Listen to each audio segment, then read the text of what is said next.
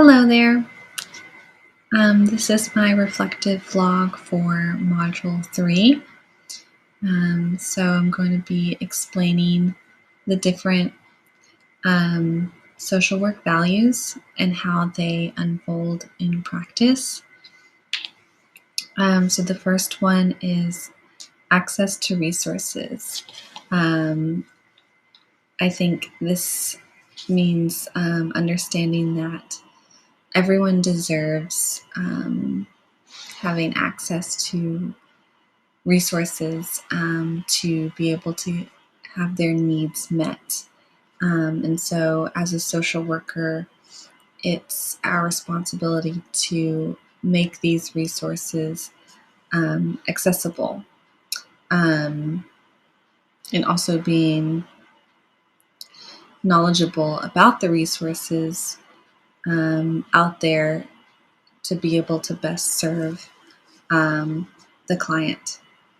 The second one is dignity and worth. Basically, just perceiving each client as someone who has value and treating them with dignity. I think this unfolds in how we interact with the client, viewing them as an equal. When we're listening, knowing that what they have to say is just as important as anyone else, and their thoughts and feelings have value. And so it's important to be aware of our own beliefs and prejudices to be able to really treat each client with dignity. The third one is interpersonal relationships. I think we see this in social work practice because it's all about relationships. It's about the relationship the social worker has with the client. It's about the relationships that the client has with their own friends and family, how they are interacting with the people in their life. And so I think this just unfolds in, we can encourage our clients to improve their interpersonal relationships through setting an example on how we are having an interpersonal relationship together as social worker and client. The fourth value is integrity. And this just basically means that we as social workers need to be trustworthy and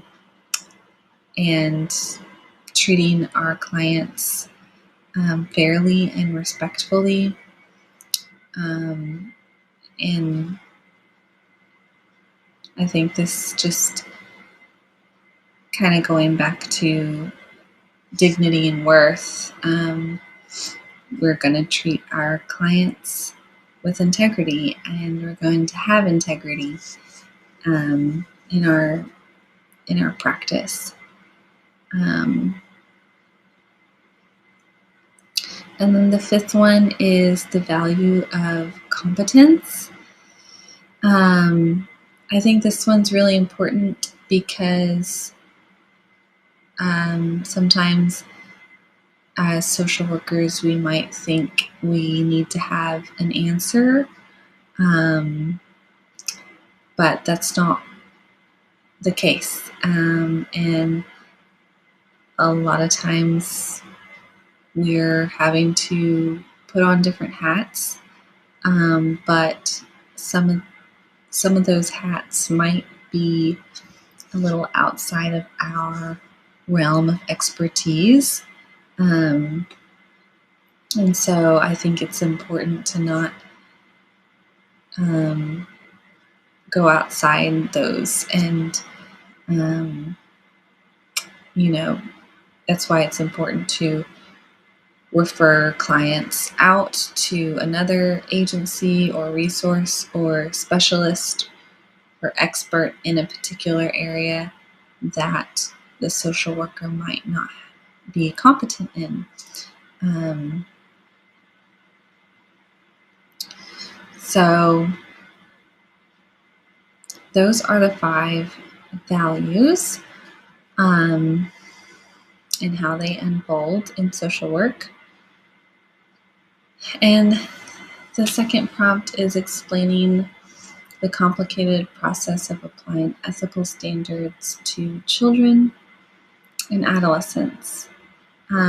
This is a complicated process just because children are minors. And so there's a couple different complicated issues. So confidentiality is a tricky area because they are minors and their guardians have a right to know certain things that are discussed within sessions, and so it can be tricky to explain that to a child or a minor, especially if it's something that the child does not want their guardian to know.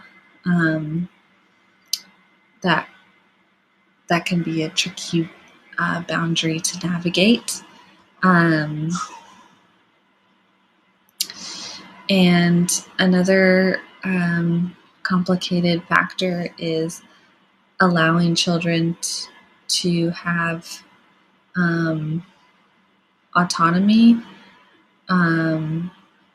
in their choices, because as adults, we have a more mature brain and more life experience to better know how to navigate situations, and children do not have a developed brain and do not have life experience to help them make decisions.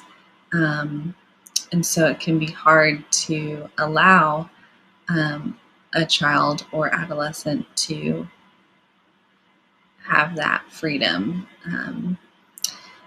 And so those are just a couple complicated processes when working with children and adolescents. So that concludes my reflective log for Module 3. Thanks for listening, and have a good evening.